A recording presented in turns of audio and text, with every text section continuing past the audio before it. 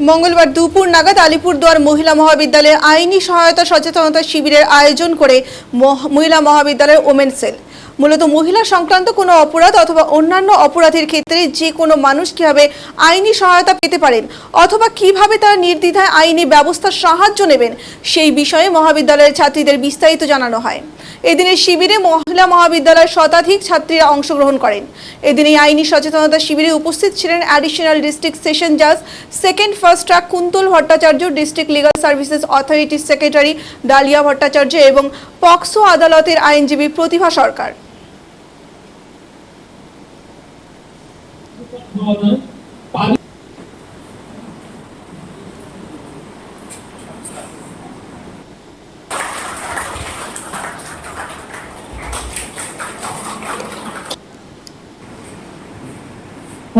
উপকারে লাগবে তোমাদের আজকে এখানে কি বোঝাবে?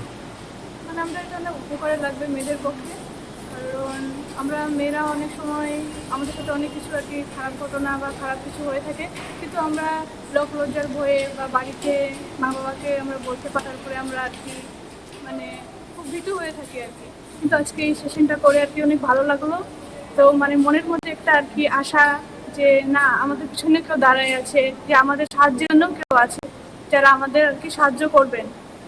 তো আমাদের মেয়েদের মানে মানে যত কিছু আর কি অসুবিধা আছে, সব অসুবিধা আর কি সলিউশন আমরা এখানে পেয়ে যাব। তো অনেক ভালো লাগলো।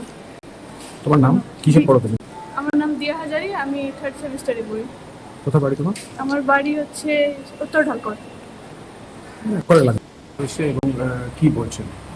আমাদের মহিলা কলেজ হওয়ার জন্য এই আইনি সহায়তা শিবির বা সচেতনতা শিবির এটার একটা আলাদা গুরুত্ব আছে। বর্তমান যে সামাজিক প্রেক্ষিত, সেই প্রেক্ষিতে আমাদের কলেজের উইমেন্স সেলের সহযোগিতায় আমরা আজকের এই লিগাল অ্যাওয়ারনেস ক্যাম্প সেটা করেছি। এখানে ডিএলএসএ বা ডিস্ট্রিক্ট লিগাল সার্ভিসেস অথরিটি ওনারা এগিয়ে এসেছেন এবং ডিস্ট্রিক্ট সেশন জাজ উনি নিজে এসেছেন। ডিএলএসএস সেক্রেটারি যিনি একজন অ্যাডিশনাল সেশন জাজ তিনিও এসেছেন। তো তারা পক্সোর আইনের ব্যাপারে একজন বিশেষজ্ঞ জাজ উনিও এসেছেন। তো তারা মেয়েদেরকে মূলত এটা বলতে চেয়েছেন ছাত্রীদেরকে যে তাদের যে আইনি অধিকারগুলো আছে বা বিভিন্ন রকম গার্হস্থ্য হিংসা থেকে শুরু করে যারা আজকে কলেজের ছাত্রী তারা আগামী দিনে একটা বিবাহিত জীবনে প্রবেশ করবে, তো সেখানে আফটার ম্যারেজ যে অধিকারগুলো আছে, রাইটগুলো আছে, সেগুলো সম্পর্কে তাদেরকে অবহিত করেছে।